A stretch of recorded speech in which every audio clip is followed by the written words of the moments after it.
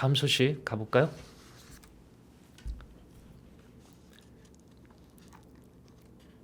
네, 대선 전국에 좀 가려서 조금 저희가 지방선거에 관한 후보군에 대한 점검이 좀 많이 가려져 있죠. 그런데도 이미 지역 정가에서는 후보군들에 대한 얘기가 지금 슬금슬금 이제 밀려나오고 있습니다. 그래서 저희가 후보군들 얘기를 좀 다뤄보도록 할게요.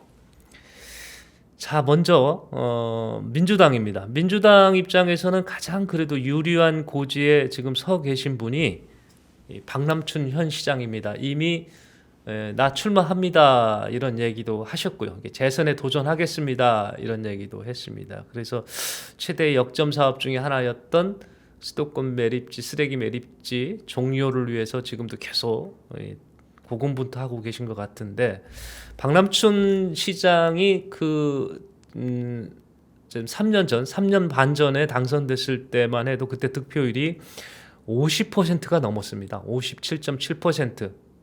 물론 그때는 어떤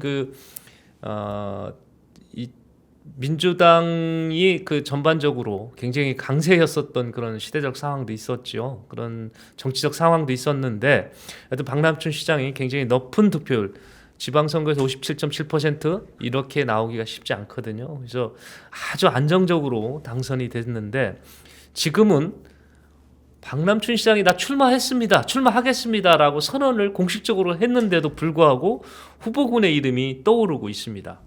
글쎄요, 이게 어떤 이유인지는 모르겠는데 정가에서는 일단은 이렇게 봅니다.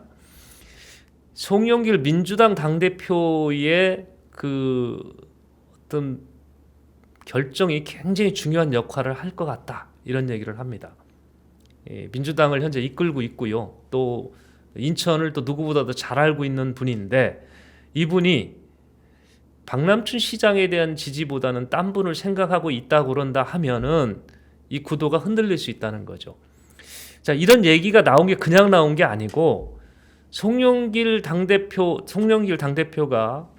민주당이 당대표로 출마했던 지난 4월 이때 5월 2일 날 이분이 이제 당대표 선출이 됐는데, 이 선거 기간을 놓고 분석해 볼 필요가 있습니다. 그때 당시에 박남춘 시장은요, 시장이니까 어디 끼울지 않았습니다. 공식적으로 중립을 지켰습니다. 그건 맞겠죠. 그런데 박남춘 시장에 계셨던 측근들이 송영길 시장의 당대표 캠프에 가서 도왔다기보다는 홍영표 그때 후보 쪽에 많이 기울어져 있었던 것 같습니다. 그러니까 박남춘 시장의 측근들이 송영길 대표가 아니라 홍영표 의원 쪽으로 많이 가 있었다. 그리고 실제로 박남춘 시장이 시장이 되면서 외부 인사를 이제 배치를 공개된 자리에 공직에 좀 배치할 때 홍영표 쪽 사람이라는 분들이 좀 와 있었습니다. 이러다 보니까 본인은 중립입니다 이렇게 선언을 했지만 실질적으로 홍영표를 돕는 거 아니냐 이런 오해를 받기에 충분했었던 상황이 있습니다. 이게 지금 5월 상황이고요. 그러니까 올해 4월, 5월 이때 상황입니다. 그래서 이제 5월 2일 날 송영길 대표가 당대표 선출이 됐는데, 박남춘 시장하고의 단둘이 만남은 그로부터 한 달도 넘게 이후에 이루어졌었습니다. 근데 이게 왜 한 달이 아니라 2달 이후에 만나도 되지 않느냐 이렇게 생각할 수 있지만, 사실 박남춘 시장 입장에서는 현안이 좀 있었습니다. 꼭 민주당의 도움을 받아야 될 현안 과제들이 좀 이렇게 쌓여 있었거든요. 그 중에 대표적인 게 수도권 매립지도 마찬가지였고요. 그런데 한 달 이후에 이제 두 분의 만남이 이제 이루어졌죠, 계양구에서. 그러다 보니까 좀 관계가 껄끄러운 거 아니냐 이런 얘기가 지역 정가에서 돌기 시작했던 겁니다. 자, 그런 상황이죠. 그런 상황에서 후보군에서 꼭 등장하는 분들이 있습니다. 아까 사진을 제가 보여드렸는데 한번 볼까요? 다시 한번 볼까요? 자, 윤관석 의원이죠. 송영길 당대표로 선출되면서 바로 지금 당 조직 인사를 했는데 윤관석 의원을 사무총장으로 임명을 했지 않습니까? 그래서 윤관석 의원이 굉장히 송영길 의원의 측근이고 핵심이다 이런 얘기가 돌았습니다. 실제로 송영길 당대표가 인천시장 할 때 윤관석 의원은 인천시의 대변인을 지냈죠. 그래서 두 분의 관계는 밀접하게 관계가 돼 있습니다.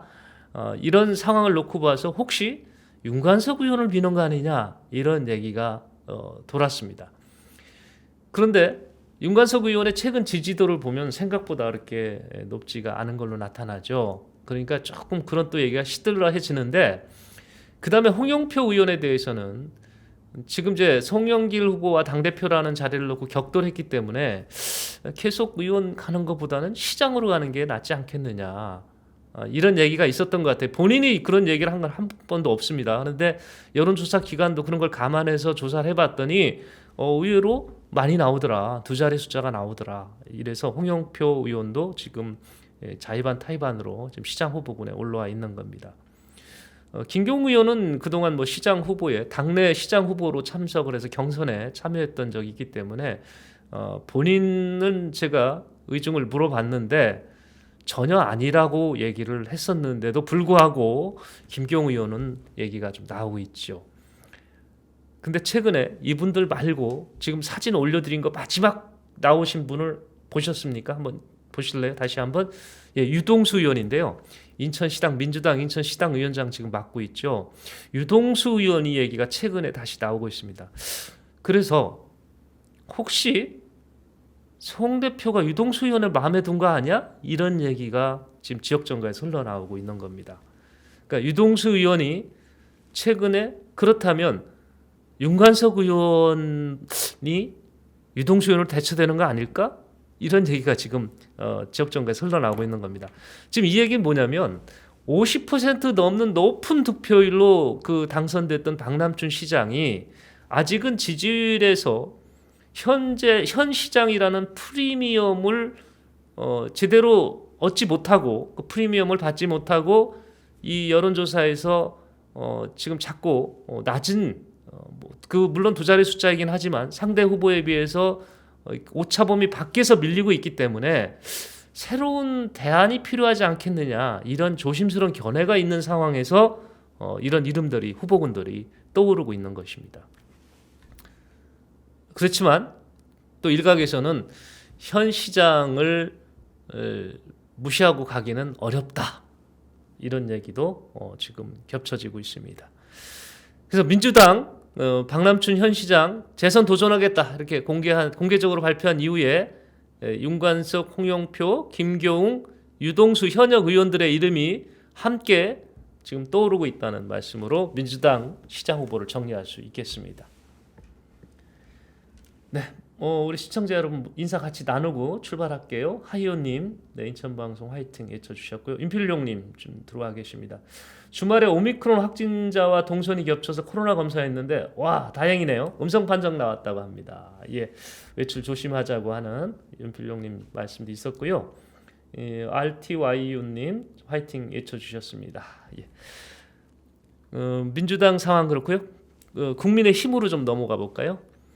국민의힘은요 지금 나와 계신 세 분 말고 이분을 주목을 해야 되는데 그동안 이분이 물밑에서 굉장히 주목을 받았습니다. 바로 윤상현 의원을 먼저 좀 보여드릴게요. 윤상현 의원 사진 있습니까? 이제 국회에서 연설하는 모습인데, 윤상현 의원을 왜 주목을 해야 되느냐면 이분이 일찍이 지금 윤석열 민주당 국민의힘 대선 후보의 캠프에서 총괄 특보단장으로 활약을 했습니다.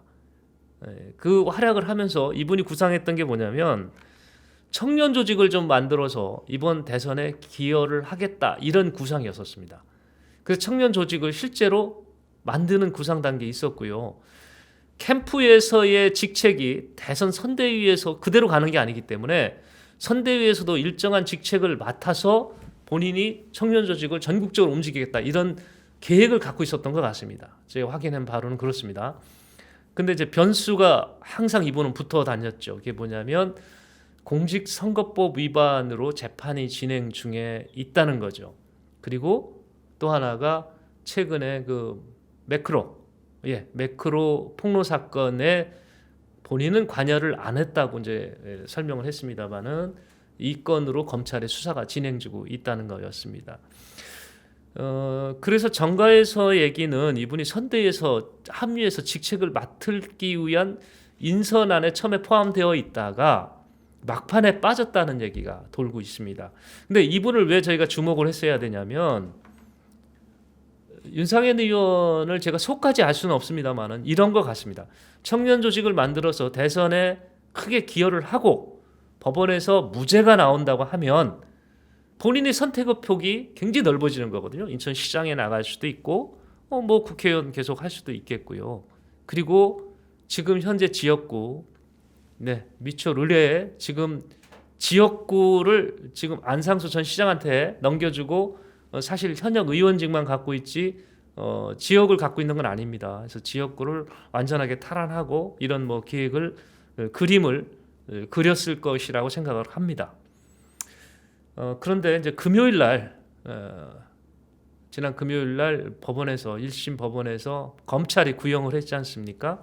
이제 5년형을 구형을 했습니다. 공직선거법 위반으로. 자, 5년형을 구형을 하면 뭐 아니면 돕니다. 뭐 아니면 돕니다. 이게 뭔 얘기냐면 5년 구형한 걸 판사하고 협상을 해서 형량을 조정한다고 하더라도 무조건 100만 원 이상 나오기 때문에 그거는 의원직을 상실할 수뿐이 없는 거죠. 그리고 본인이 항소하건 상고를 하건 간에 재판이 계속 진행 중이기 때문에 이거를 나 시장 후보 나가겠습니다 이렇게 하기는 설득력이 없는 겁니다. 물론 당연 당규에도 제약 규정이 있습니다만은 그렇다면 무죄가 나와야 되는 거거든요. 그럼 판사가 그래 검찰이 올린 기소는 전부 혐의를 인정할 수 없다, 무죄다 이렇게 판결을 해줘야 되는데 법조계에서는 글쎄요. 물론 이제 판사 정확한 공소장 내용을 지금 알 수는 없습니다. 왜냐하면 이번 윤상현 의원의 공직선거법 위반 사건과 관련된 연루자가 11명입니다. 11명인데 변호사가 무려 건 20명 가까이 됩니다. 30명이 넘는 분이 재판에 들어가기 때문에 법정이 일반인 그 관람이 어렵습니다. 그냥 그 재판의 당사자와 변호인으로 꽉 차여져 있는 상황이거든요. 변호인들은 뭐 당연히 자기가 의뢰받은 사건이기 때문에 외부에다가 공개를 하질 않을 거고 당사자도 그렇고 그러다 보니까 이 정확한 내용이 잘 안 나오고 있습니다. 그런데 검찰이 구형한 건 맞고요. 5년을 구형을 했습니다. 그래서 지금 기대할 수 있는 게 만약에 윤상현 의원의 정말 기대대로 판사가 무죄 이렇게 해버리면 지금까지 구상해왔던 것대로 청년 조직을 앞에서 나설 수는 없겠지만 뒤에서라도 조직을 해서 대선 전국에 참여할 수도 있겠죠. 일단 이 부분이 성립이 돼야 되는데 넘어야 할 산이 너무 더 많은 겁니다. 자, 이 상황에서 윤상현 의원이 조금 멀어지고 있는 거 아니냐. 그래서 여론조사에서는 빼고 있지만 이분은 이런 밑그림을 그리고 있었다는 얘기를 먼저 드리겠습니다. 자, 그러면 이 국민의힘에서는 가장 그래도 유리한 분이 전 시장이죠. 유정복 전 인천시장입니다. 이분이 이제 2014년부터 18년까지 시장을 했고요. 그때 당시에 35% 정도의 득표를 갖고 시장에 당선됐었습니다. 재선에 도전을 했는데 이분 그때 당시에 자유한국당 지지율이 아주 급락을 했죠. 급락을 한 데다가 이때 선거 당시에 그 기억을 되돌리면 정태욱 의원인가요? 정태욱 의원 인천시에서 기획실장인가 한 걸로 전 기억을 하고 있는데 이분이 그 이부망천이라고 하는 그 막말을 해서 선거판에 완전히 찬물을 끼얹었습니다. 그런 영향 등으로 인해서 재선에 실패를 했습니다. 그렇지만 이 4년 동안 시장을 했기 때문에 인지도 부분에서는 상당히 높습니다. 그래서 지금 여론조사의 상당 부분은 인지도이기 때문에 인지도에서 앞서 있고요. 상대적으로 박남춘 현 시장이 이런 여론조사에서 이에 비해서는 낮기 때문에 유정복 시장이 오차 범위 밖에서 지금 그 앞서고 있는 그런 여론조사 결과들 나오고 있는 겁니다. 여론조사 데이터 한번 나온 거 있으면 한번 보여주시죠. 네. 예, 지난번에 그 뉴스 피민가 해서 했던 거를 저희가 지난주에 한번 여러분들께 보고 설명을 해드린 거 있는데 지금 그 기준으로 해서 저희가 말씀드리는 겁니다. 네, 찾은 대로 올려주시고요. 그 다음에 이제 지금 등장한 인물이 안상수 전 시장입니다. 11대 12대 시장을 지냈고요. 그리고 당시 송영길 의원과 이제 격돌을 했는데 송영길 의원의 그 인천시 부채 프레임 여기에 딱 걸려가지고 삼선 시장의 꿈이 좌절이 됐었던 분이죠. 예, 잠깐 여론조사 한 거 올려보세요. 올려보시고 지금 이거를 근거로 해서 제가 말씀드리는 거니까 혹시 제가 뭐 가상으로 아니면 뭐 어떤 저 허상으로 좀 말씀드린 건 아니고요. 참조하세요. 뉴스핌에서 했던 거고요. 제가 허용오차가 있습니다. 지금 신뢰 수준이 95%고요. 플러스 마이너스 3.1%포인트의 포변 오차가 있는 겁니다. 선관위 홈페이지에 보면은 자세한 내용을 보실 수가 있습니다. 이걸 근거로 해서 뒤 후보에 대해 말씀을 드리도록 하겠습니다. 그래서 안상수 시장이 이제 그때 당시에 삼선 시장의 꿈이 좌절이 되면서 가장 컸던 게 역시 이제 말씀드린 대로 송영길 당시 후보의 부채 프레임에 아주 그냥 딱 걸려버렸습니다.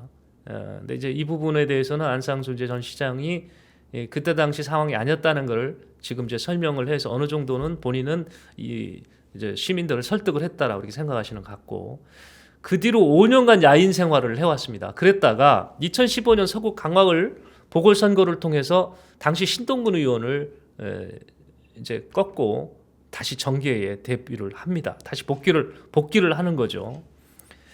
근데 20대 국회에서 그 새누리당 공천을 받지 못하니까 그 현 지역구에서 무소속으로 출마해서 국민들의 다시 신임을 받아서 당선이 됩니다. 그때 30% 넘는 득표율을 보였던 겁니다.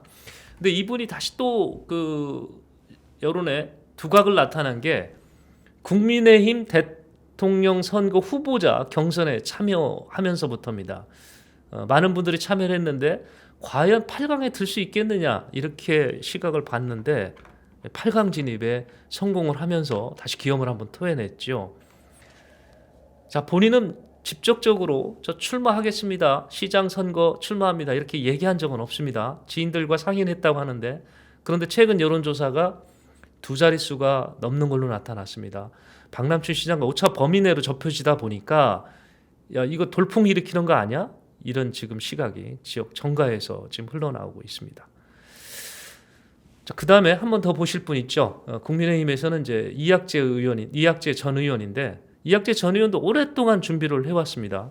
18대 국회에서 김교훈 당시 의원을 누르고 내리 3선 의원을 했으니까 이제 중직급 의원에 해당을 되는데, 2018년 지방선거에서도 시장 후보로 나서려고 했는데 당시 청와대가 조정을 해줬다는 거 아니겠습니까? 그래서 유종복 그때 당시에 그 후보가 내려와서 이제 시장이 됐는데, 유종복 후보한테 본인은 양보했다 이런 생각을 갖고 있는 것 같고요. 그냥 양보한 건 아니고 어떤 그 조정 과정이 있었다라고 생각하는 것 같습니다.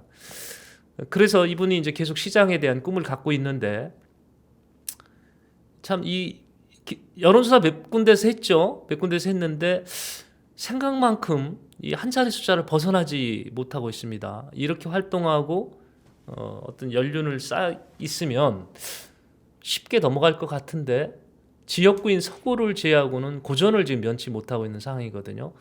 한 자리와 두 자릿수의 여론조사 결과는 굉장히 큰 의미가 있습니다. 두 자릿수가 넘어야 그래도 이분이 가능성이 있느냐 없느냐에 대한 비중이 굉장히 좀 제대로 점쳐지는데, 이 첫 여론조사에 등장한 안상수 전 시장이 바로 박남춘 시장과 오차 범위 내로 접근하는 거에 비하면, 이학재 의원은 그동안 몇 차례 여론조사에서 아직 한 자리 숫자에서 벗어나지 못하다 보니까 좀 상당히 어렵지 않느냐 이런 의견도 있는 것 같아요. 자, 본인은 근데 굉장히 이벤트를 하고 있습니다.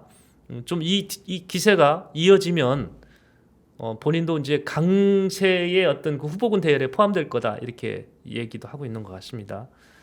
그런 상황에서 최근에 지금 국민의힘이 이준석 당대표와 윤석열 후보 간에 좀 갈등을 빚는 과정에서 본인이 제주도를 갔다 왔습니다. 그러니까 그 의도는 이건 것 같습니다. 이준석 후보를 제주도에 가 있다는 이준석 후보를 좀 만나서 설득을 해가지고 윤석열 후보의 좀 어떤 그 합의점을 이끌어내면 야, 이 대선 전국에서 크게 본인이 기여를 한 거다라고 어떤 작품을 이끌어낼 수 있었던 거 아닌가 이렇게 생각을 했을 것 같아요.